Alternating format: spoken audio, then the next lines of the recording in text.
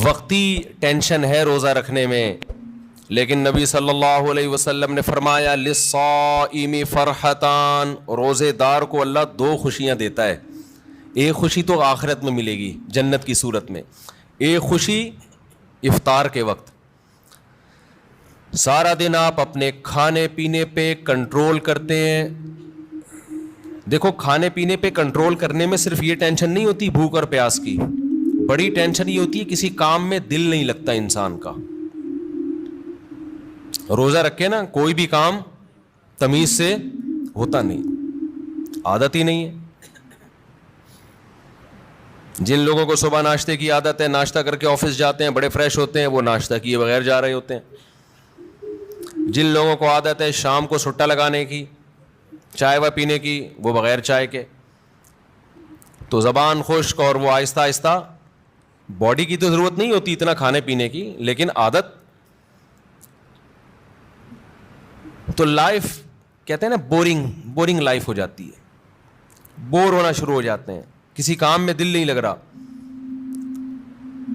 لیکن جب اللہ تعالی ہمیں افطاری کے دسترخوان پہ بٹھاتے ہیں، چند نوالے پیٹ میں اترتے ہیں، کیسی طبیعت فریش ہو جاتی ہے. یہ عام دنوں میں طبیعت میں یہ لذت انسان محسوس نہیں کرتا. تو اللہ نے کیا فرمایا، نبی نے کیا فرمایا کہ ایک روزے دار کو جو خوشی ملے گی وہ آخرت میں ملے گی، اور ایک خوشی دسترخوان پہ جب وہ افطار کرتا ہے وہ بھی بڑی مزے کی خوشی ہوتی ہے. اور میں آپ سے ایک گزارش کرتا ہوں، اس کا مذہب سے براہ راست تعلق نہیں ہے، میڈیکل سائنس سے ہے، لیکن مذہب بھی صحت کو کی ترغیب دیتا ہے نا صحت بنانے کی. رمضان میں ایک کام آپ کر لیں، تھوڑا کھانے پینے پہ کیا کر لو میرے بھائی، کنٹرول کر لیں. ہوتا یہ ہے کہ صبح سحری سے لے کے رات تک مغرب تک جب ہم بھوکے پیاسے رہتے ہیں، ہماری باڈی کا فیٹ ختم ہونا شروع ہوتا ہے، باڈی نتھرنا شروع ہوتی ہے، جسم کی زکوٰۃ نکلنا شروع ہوتی ہے، جسم فریش ہونا شروع ہوتا ہے. اس کے بعد جو حساب کتاب افطار کے وقت میں پھوڑنا پھاڑنا ہوتا ہے، اس سے باڈی کی ایسی کی تیسی ہو جاتی ہے. رمضان میں ہارٹ اٹیک کے واقعات میرا خیال ہے عام دنوں سے زیادہ ہی ہوتے ہیں. بھائی اللہ میاں نے کھانے کی چھٹی دی ہے، پھوڑنے کی چھٹی، کھانے اور پھوڑنے میں کیا ہے بولو، فرق ہے. نبی صلی اللہ علیہ وسلم نے فرمایا بدترین برتن جس کو بھرا جائے نا وہ انسان کا پیٹ ہے. کوئی برتن فل بھرا ہوا اللہ کو اتنا برا نہیں لگتا جتنا انسان کا پیٹ برا لگتا ہے اللہ کو.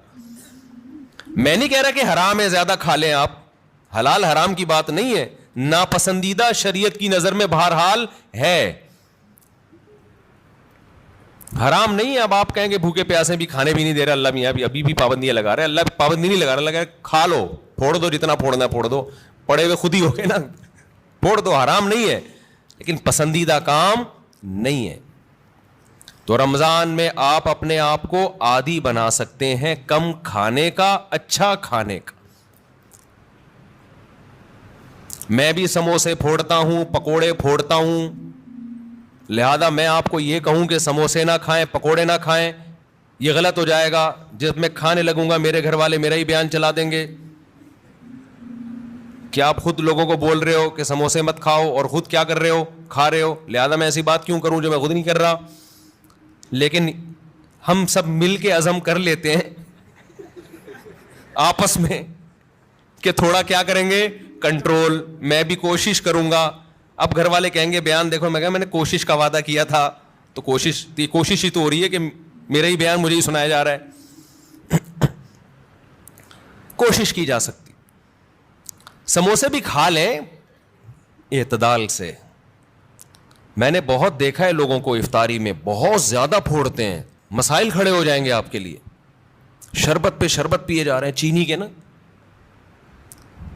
پیے جا رہے ہیں، کولڈ ڈرنک پہ کولڈ ڈرنک پیے جا رہے ہیں. اچھا کمال کی بات یہ کہ افطاری میں طبیعت سے پھوڑتے ہیں، پھر نماز کے بعد آ کے کھانا کھاتے ہیں. یہ آج تک کم از کم میری کھوپڑی میں یہ چیز نہیں آئی ہے کہ اب کھانا کیسے کھا رہے ہو یار. یا تو ایک کھجور سے روزہ افطار کیا ہوتا ہے، نماز پڑھ کے آگے کھانا کھاتے ہیں. یہ بہت جگہ ہم نے دیکھا ہے، افطار پارٹیوں میں بھی ہوتا ہے. پہلے افطار پارٹی میں کیک, پیسٹریاں, سموسے, پکوڑے اور چکن اور کیا کچھ ہوگا, وہ کھانے کے بعد چلو جی اب جماعت سے نماز پڑھے, اب کھانا لگا ہوا ہے.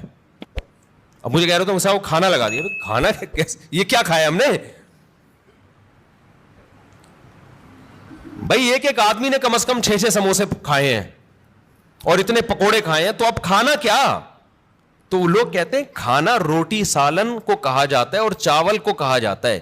یہ جو ہم نے کھایا ہے کھانے سے پہلے, جو نماز سے پہلے افطاری میں, یہ روٹی سالن نہیں تھا. یہ سموسے, پیسٹریاں, پکوڑے اور پتہ نہیں رول اور کیا کیا چیزیں آ رہی ہیں, یہ تو وہ تھا. پیٹ جو ہے نا, پیٹ, اس کو نہیں پتا کھانے کی ڈیفینیشن ہندوستان اور پاکستان میں کیا چل رہی ہے اس وقت. پیٹ یہ دیکھتا ہے کہ اوپر سے کوئی چیز آ رہی ہے, اس کو ہضم کرنا شروع کر دو, پیٹ اسی کو کھانا کہتا ہے. نہیں آئی بات میرا خیال ہے. ایک دفعہ ہمارا پشاور جانا ہوا تو ہمارے کچھ میزبان تھے, وہ ماشاءاللہ پٹھان لوگ تو ویسے ہی بڑے سخی ہوتے ہیں. انہوں نے کیا کیا, میرے لیے نا دیسی مرغیوں کی وہ لا کے رکھ دی. دیسی مرغیاں نا روسٹ, بڑی زبردست تھی وہ, رانے اس کی بھنی ہوئی, ہم نے پھوڑ دی. وہ ماشاءاللہ بڑے ہیوی کھانا تھا, تو میں نے اچھی طرح طبیعت سے کھا لیا, بڑا مزہ آیا. میں تو کہا ہو گیا کھانا بھائی, اتنی دیر میں اب کھانا آ رہا ہے. اب مجھ پہ نا, کیونکہ وہ پھر کھلاتے بھی زبردستی ہیں, مجھ پہ راشا تاری ہو گیا. میں نے کہا اللہ خیر کرے اب کیا ہوگا. انہوں نے کہا وہ سب کھانا. میں نے کہا بھائی ہمارے اندر تو طاقت نہیں ہے. انہوں نے کہا تمہارے باپ کو بھی کھانا پڑے گا. ان کا یہ الفاظ نہیں تھے, لیکن اسٹائل اسی قسم کا تھا. وہاں ایسا نہیں ہو سکتا کہ کھانا آئے اور آپ نہیں کھاؤ. پھر ہم نے کھایا, تھوڑا سا کھایا. تو افطاری میں کیا کر رہے ہوتے ہو بھائی؟ تو آپ بہترین, آپ تجربہ کر کے دیکھ لو میرے مشورے پر. افطاری میں شربت نہ پیو آپ. میں آپ کو بتا رہا ہوں, آپ کا دماغ ایسا فریش ہو جائے گا نا, آپ کہو گے واہ مزہ آ گیا بھائی. اکثر آپ نے دیکھا ہوگا افطاری کرتے ہی لوگ ٹن ہو جاتے ہیں, دیکھا ہوگا نا. مغرب کے بعد گھر جاتے ہیں, بستر سے اٹھا ہی نہیں جاتا. پھر تراویح میں ایسے جھوم رہے ہوتے ہیں جیسے جن پر لگتا ہے کسی نے کوئی قبر سے مردہ اکھاڑ کے لا کے یہاں کھڑا کر دیا ہے. یہ حالت ہوتی ہے. آپ کو جو نیند آتی ہے نا, میٹھا کھانے سے آتی ہے, خوب سمجھ لیں, کارب لینے سے آتی ہے. آپ اپنی خوراک میں کاربوہائیڈریٹ کو کم کر دیں, آپ فریش بھی ہوں گے, نیند بھی نہیں آئے گی, جسم کو طاقت پوری ملے گی. آپ افطاری میں تجربہ کر کے دیکھ لیں. میٹھے میں صرف کھجور کھائیں آپ افطاری میں, اس سے نیند نہیں آئے گی. کھجور میں کوئی الگ ٹائپ کا میٹھا ہوتا ہے. آپ نے افطاری میں شربت نہیں پینا, آپ نے افطاری میں روٹی چاول نہیں کھانے, تھوڑے سے کھا لیں آپ, زیادہ نہیں کھائیں. کھجور کو فوکس کریں آپ, جو چنے کی چاٹ وغیرہ ہے نا اس کو فوکس کریں, وہ کھائیں, پیٹ بھی بھر جائے گا آپ کا. سفید چنا نہیں آتا اور کالا چنا, اس کی کوئی مزے کی چاٹ یا لوبیا کی چاٹ بنا کے وہ پھوڑ دیں آپ, پیٹ بھی بھرے گا آپ کا. لیمن پی لیں, لیمن, لیمو کا تھوڑا سا, بے شک تھوڑی بہت چینی ڈال, وہ بغیر وہ اس کے پیا نہیں جاتا, شہد ڈال دیں اس میں تو زیادہ اچھا ہے, وہ پی لیں آپ اپنے خرچے پہ. یہ سارے کام اپنے خرچے پہ کرنے ہیں, ایسا نہ ہو مجھے فون کر رہے ہو ہم نے آپ اتنا کچھ انتظام کر لیا ہے پیسے بھجوا دیں. تو کھجوریں پھوڑ دیں آپ افطاری میں, اور چاٹ واٹ سے پیٹ بھر لیں آپ, یہ چنے کی چاٹ وغیرہ سے نا, دہی بڑے وغیرہ سے, اس سے پیٹ بھر لیں آپ. تو آپ کو نیند نہیں آئے گی, آپ فریش ہو جاؤ گے, طاقت بھی پوری ملے گی آپ کو.